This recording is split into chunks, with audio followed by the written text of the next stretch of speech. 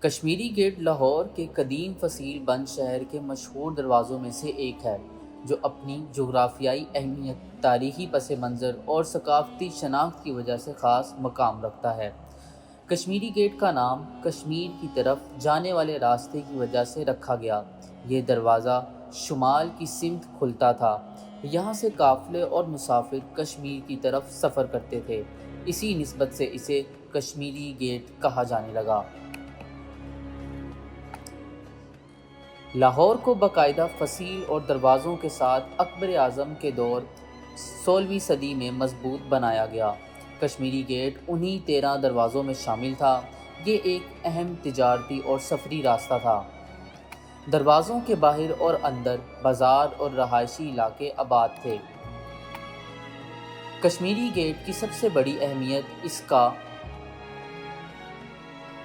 Get کی سب سے بڑی اہمیت اس کی لوکیشن تھا۔ یہ دروازہ لاہور کو کشمیر، سیالکوٹ اور شمالی علاقوں سے ملاتا تھا۔ تاجر، سپاہی اور مسافر اسی راستے سے آتے اور جاتے تھے۔ یہ ایک اہم تجارتی گزرگاہ تھی۔ جب مہاراجہ رنجیت سنگھ نے لاہور پر حکومت کی، شہر کے دروازے دفاعی لحاظ سے اہم رہے۔ کشمیری گیٹ کی اسٹریٹجک اہمیت برقرار رہی۔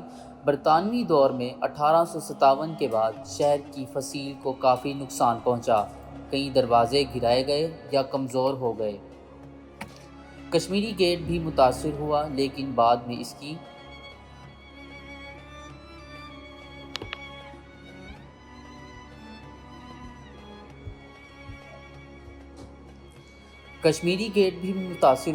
لیکن بعد میں اس کی مرمت کی گئی۔ کشمیری گیٹ کے ارد گرد کئی تاریخی اور مذہبی مقامات موجود ہیں۔ دلی گیٹ اور دیگر دروازوں کے قریب مسجد وزیر خان، اندرون لاہور کے پرانے بازار اور گلیاں، یہ علاقے لاہور کی اصل ثقافت کو ظاہر کرتا ہے۔ کشمیری گیٹ کے علاقے میں روایتی بازار، پرانی حویلیاں، دستکاری اور ثقافتی سرگرمیاں، یہ جگہ آج بھی پرانے لاہور کی جھلک دکھاتی ہے۔ تاریخی ورثہ کے طور پر جانا جاتا ہے۔ اس کی اصل ساخت کئی بار تبدیل ہو چکی، لیکن یہ لاہور کی پہچان کا اہم حصہ ہے۔ کشمیری گیٹ مغل دور میں تعمیر ہوا۔ کشمیر جانے والے راستے کی وجہ سے نام رکھا گیا۔